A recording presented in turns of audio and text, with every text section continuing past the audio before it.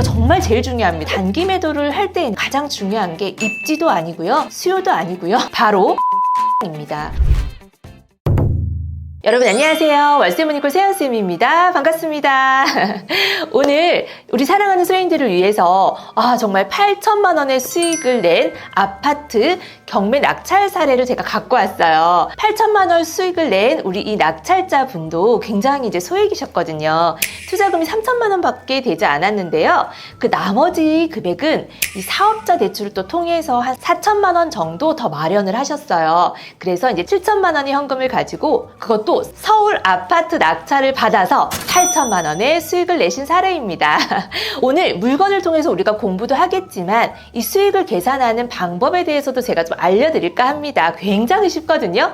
물건 먼저 우리가 한번 살펴보도록 할게요. 자, 바로 이 물건입니다. 서울 마포구에 있는 물건인데요. 자, 아파트예요. 대지권은 6평, 건물 면적은 18.921평, 62.55제곱미터이기 때문에 한 22평형 정도 됩니다. 감정 가격은요 3억 3,800만 원, 신권으로 입찰을 하셨어요.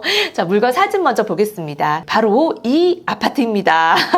아파트가 굉장히 좀 심플하죠. 단지가 많은 것도 아니고 네, 되게 작은 나홀로 아파트 같아요. 그리고 연식도 좀 오래돼 보입니다. 왜냐하면 감정가 자체가 3억대잖아요. 그러면 뭔가 좋은 입지라든지 좋은 아파트는 아니겠다라는 생각이 좀 드시죠? 근데 우리가 경매를 함에 있어서 돈을 버는 것에 있어서 그런 거는 그렇게 중요하지가 않아요. 중요할 때도 있지만 중요하지 않을 때도 있어요. 자, 이 물건은 단기 매도를 하기 위한 목적을 가지고 낙찰을 받았기 때문에 그렇게 막 아파트 컨디션이라든지 뭐 입지라든지 이런 게 그렇게 중요하지는 않았습니다. 좀 우리가 장기 보유를 할 물건은 입지 굉장히 중요하고 아파트 컨디션도 굉장히 중요하죠. 계속 보도록 할게요. 이 1층, 2층은 상가로 구성이 되어 있거든요. 위에가 이제 아파트인데 세대수도 15가구밖에 되지 않아요. 그러니까 주상복합이에요. 엘리베이터도 있고요. 자, 앞에 이렇게 버스 정류소도 있네요. 지하 주차장 이렇게 깨끗하지는 않죠. 좀 뭔가 좀 음침한 느낌이 듭니다. 여러분들이 이제 물건을 보면서 16가구밖에 되지 않고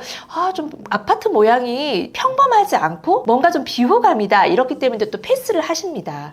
그러시면 안 된다고 이세연쌤 누차 말씀을 드립니다. 그죠? 자, 가장 중요한 거는 내 투자금을 가지고 내가 할 수 있는 물건이어야 한다.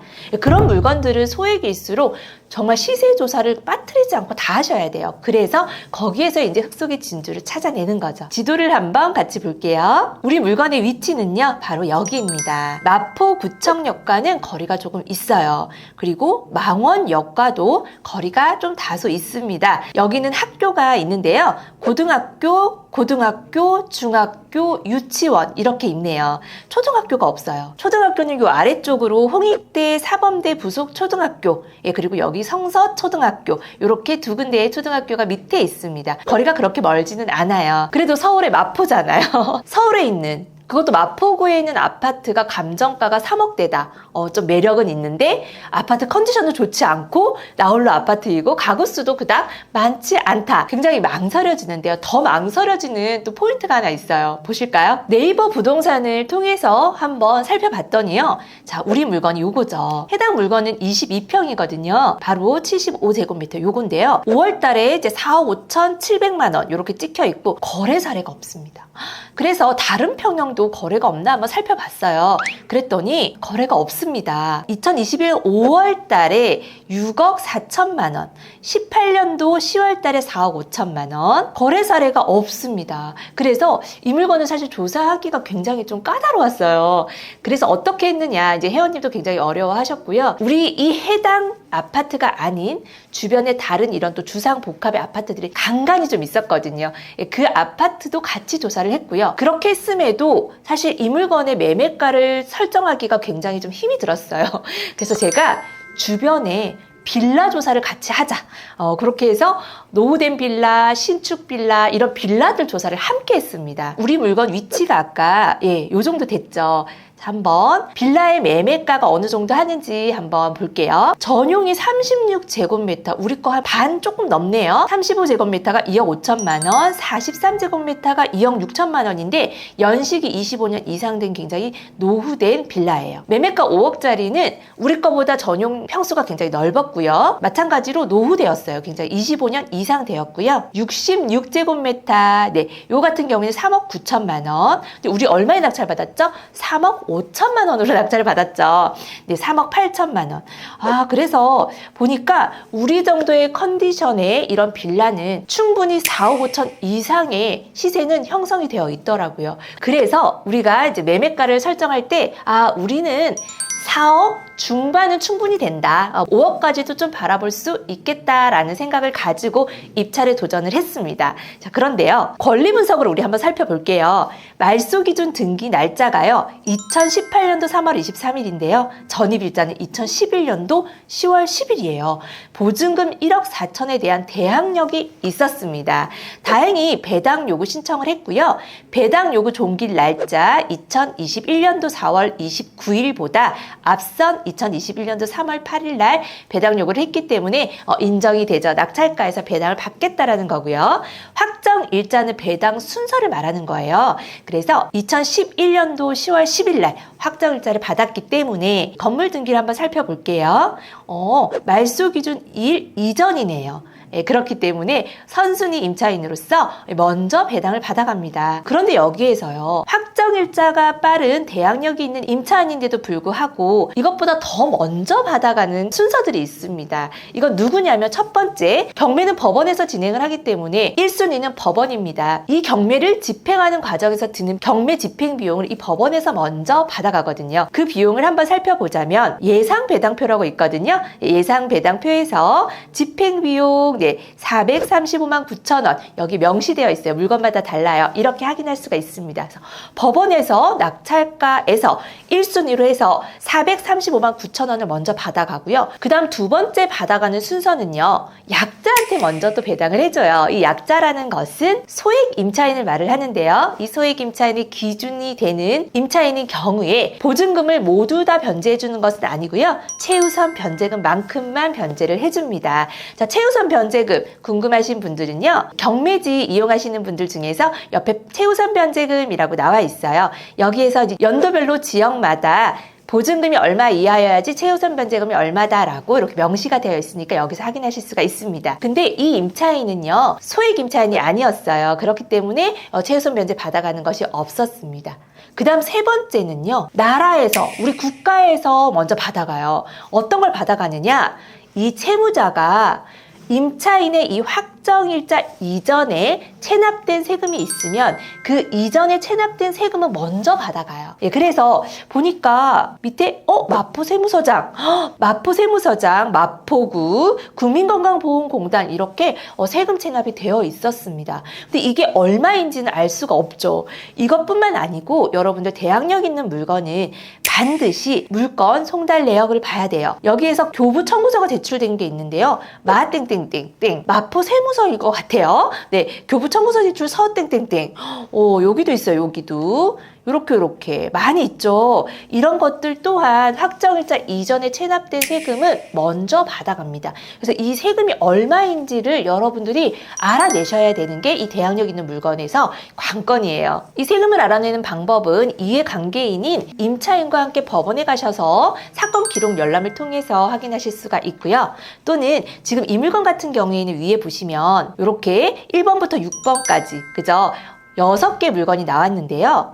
이 나머지 4번, 5번, 6번 물건이 우리 물건보다 이전에 낙찰이 되었어요. 그리고 1번, 2번 물건은 취하가 되었고요. 그래서 이 낙찰자들을 통해서 조금 알아보는 방법, 이런 방법들이 있습니다. 그래서 우리 회원님은 이제 마지막 3번 물건을 들어가셔서 이제 낙찰을 받은 사례예요. 이 여러 개의 모든 물건이요. 다 낙찰이 돼야지만이 또 배당일이 잡히거든요. 그렇기 때문에 나는 3번을 들어가겠지만 1번부터 6번까지 다른 물건에는 권리상의 문제는 없는지 어떤 사람들이 낙찰을 받아가기에 충분한 물건인지 이런 것들을 여러분들이 또 확인할 필요가 있어요. 그래서 저희는 안전하게 맨 마지막 물건으로 도전을 했고 입찰자가 한 명입니다. 단독 입찰을 했어요. 왜냐? 이렇게 보증금 1억 4천 있는 대항력 있는 임차인이 있기 때문에 초보자분들은 조금 접근하기가 힘드시죠. 그래서 이 낙찰가는 3억 5천 1만 원입니다. 네, 감정가를 훨씬 넘어서 103.55%로 낙찰을 받았어요.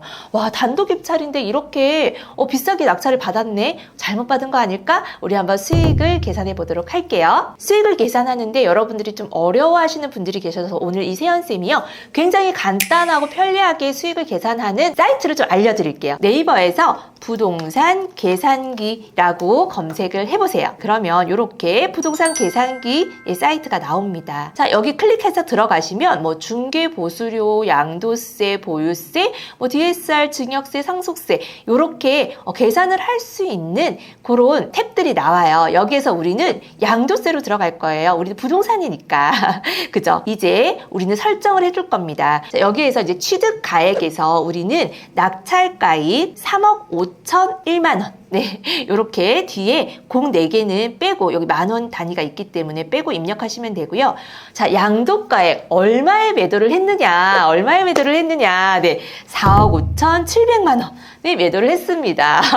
네, 시세가 없기 때문에 사실은 좀 우리가 입찰가를 정하는 것도 어려웠고 매도가를 정하는 것도 어려웠지만 주변에 나홀로 아파트들, 주상복합 건물들, 그리고 주변에 나와 있는 노후된 빌라와 신축 빌라까지 우리가 모두 다 조사를 해서 충분히 이 정도는 되겠다라고 사실은 좀 이렇게 대략적으로 매도가를 좀 설정해서 들어간 물건이죠. 그렇지만 저의 예상이 맞았어요. 4억 5천 7백으로 매도를 했습니다.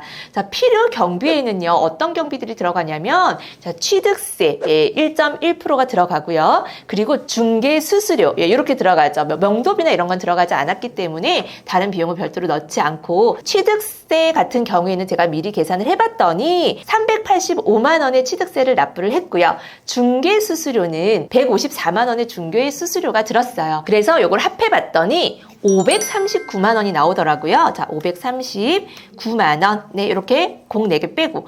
자, 이렇게 설정을 하시고요. 여기에 보니까 1주택자라고 설정이 돼 있죠. 근데 우리는 이제 개인 매매 사업자를 통해서 이제 매도를 하기 때문에 기본세율 적용을 받아요. 1주택자로 설정을 하시면 이게 비과세가 되기 때문에 자, 그 이상으로 제가 설정을 하고, 그리고 취득 일자는요, 2021년도 6월 30일 이렇게 설정을 할게요. 자, 양도 일자는요, 2023년도 07월 01일 이렇게 설정을 할게요. 왜 이렇게 설정을 하냐면 개인으로 1년 이내에 이렇게 단기 매도를 한 경우에는요, 취등록세가 70%예요. 거기에 지방세까지 하면 77%인데요. 저희는 개인 매매 사업자를 통해서 매도를 할 거기 때문에 기본세율 적용을 받아요. 근데 이 사이트에는 우리가 개인 매매 사업자로 매도를 했을 때 수익을 계산하는 거 이런 게 없기 때문에 기본세율을 적용받는 그 구간을 설정해 주시면 돼요. 그게 이제 2년 이후죠. 개인 매매 사업자는 사업 소득으로 들어가기 때문에 우리가 종소세 신고를 하죠. 그렇기 때문에 양도세 2년 이후 보유하고 기본세율과 소득세의 세율이 같아요. 그래서 이렇게 2년 이상으로 이렇게 설정을 하는 겁니다. 이해되셨죠? 자, 그렇게 해서 양도소득세 계산을 이렇게 딱 눌러보면은 자동으로 계산이 되거든요. 이제 취득가액, 취득일자, 양도가액, 양도일자, 필요경비, 세전 양도 차익은요, 1억 106만 원입니다. 1억이에요, 1억. 자, 보유기간은 2년으로 설정을 했기 때문에 과세표준 991만 원. 자, 양도소득세율은 35%거든요. 35% 구간이에요. 8,800만 원에서 1억 5천까지는 35% 세율 구간이라서 여기 35% 이제 자동으로 여기 설정이 된 거죠. 양도소득세는요, 1,924만 5천 원의 세금을 내야 되고요. 지방소득세는 192만 4,500원. 그래서 이거 두 개를 더했을 때 우리가 내야 되는 세금은요, 2,116만 9,500원이라고 하는 세금을 내야 돼요. 와, 이것도 많죠. 2천만 원이 넘는 세금이에요. 하지만 우리 얼마 벌었나요? 1억 106만 원 벌었죠. 너무 잘했죠? 네. 자, 그래서 한번 제가 계산을 해봤습니다. 순소득이 얼마인지 한번 정확하게 계산을 해봤더니 입찰가 3억 5천 1만 원에서 매도가 4억 5천 7백만 원을 뺐더니 시세차익이 1억 7백만 원입니다. 1억 7백만 원. 여기에서 우리가 취등록세 낸 거 빼셔야 되죠. 385만 원을 빼고요. 여기에서 중개수수료 154만 원 빼고요. 여기에서 세금 낸 거 2,100 그냥 20만 원으로 할게요. 저는 이게 비용 처리를 할 때는 좀 러프하게 하는 편입니다. 네, 그렇게 했을 때 순수익은 8,041만 원이에요.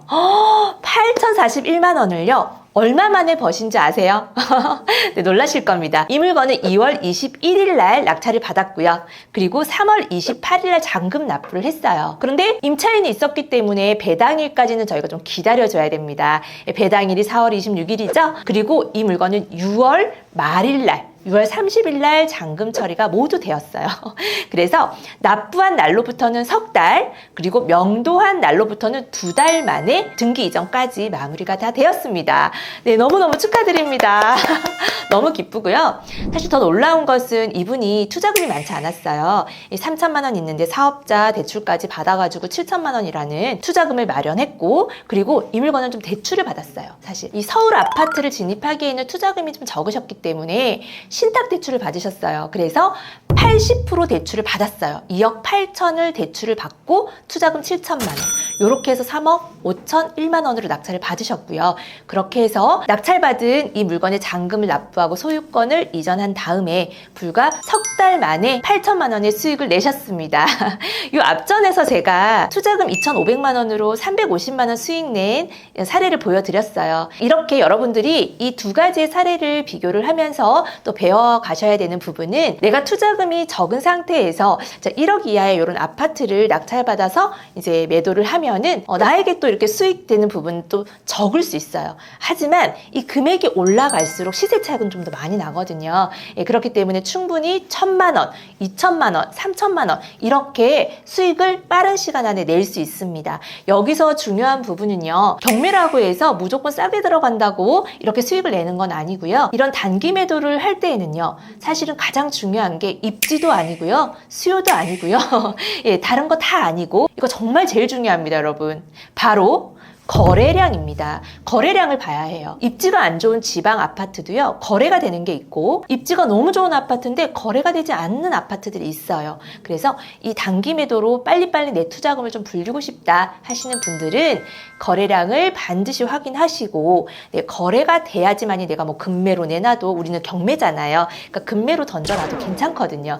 금매로 내놔도 빨리 매도가 가능하다라는 거 이 부분 꼭 잊지 않으셨으면 좋겠습니다. 그래서 아무리 작은 돈이지만 정말 소중한 내 돈이잖아요. 이 투자금을 가지고 우리가 조금씩 불려나가면서 1,000만 원 수익, 2,000만 원 수익, 3,000만 원 수익 이렇게 점점 수익을 높여 가셨으면 좋겠습니다. 오늘 이 낙찰자분 너무너무 제가 축하드리고 마음이 너무 뿌듯해요. 사실 멀리서 이렇게 또 온라인 수업 들으면서 이렇게 좋은 결과를 내주셔서 제가 너무 감사할 따름입니다. 앞으로도 이 세연쌤이요. 오프라인이든 온라인이든 어쨌든 우리 구독자분들 사랑하는 소행님들을 위해서 좀 더 열심히 여러분들 도와드리고 저 또한 하루하루 한 발 한 발 성장하는 세연쌤이 되도록 하겠습니다. 네, 그럼 마지막으로 우리 오늘 힘차게 화이팅 외치고 마치도록 하겠습니다. 자, 하나, 둘, 셋, 화이팅! 안녕!